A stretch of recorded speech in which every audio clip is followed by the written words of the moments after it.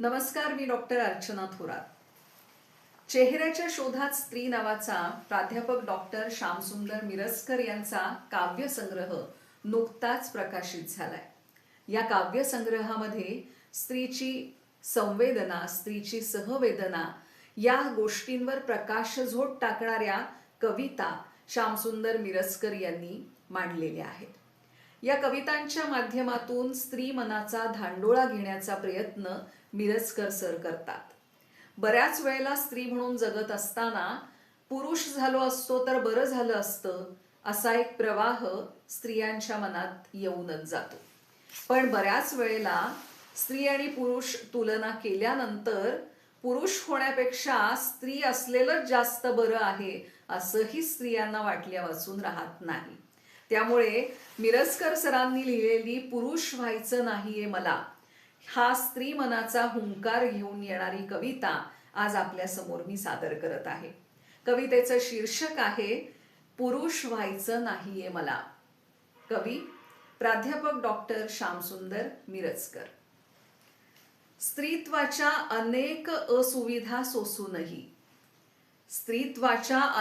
असुविधा सोसूनही असं वाटत नाही आताशा की पुरुष व्हायला हवे होतो आपण. केवळ स्त्री म्हणून येणारे अनेक नकार, कुचंबना, धडपडूनही टाळता न येणारे अनेक कटू अनुभव हे सार पचवून मी आता गाठी गाठीचं चिंचेचं झाड झाले. अन कोणत्याच किमतीवर कदापिही पुरुष व्हायचं नाहीये मला.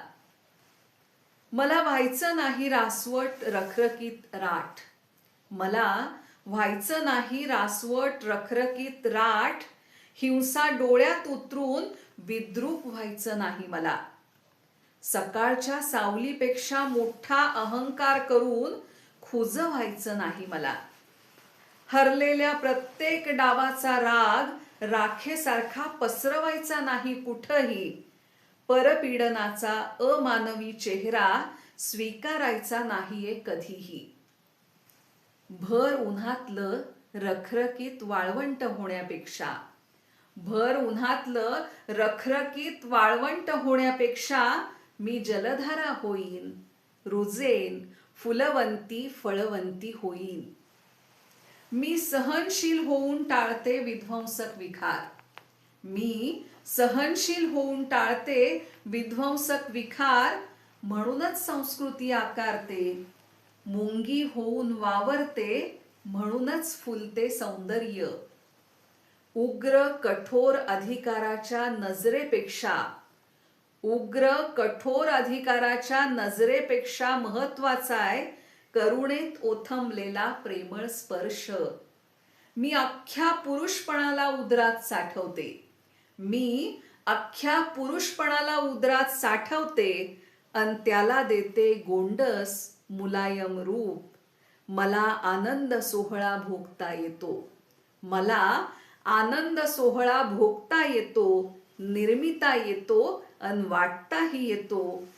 हातात फूल घ्यायचं की शस्त्र ठरवावं लागेल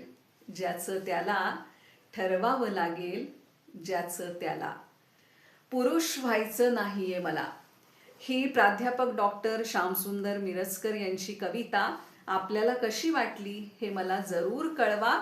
आणि हो, चेहऱ्याच्या शोधात स्त्री हा काव्यसंग्रह नक्की वाचा, तो तुम्हाला नक्की आवडेल.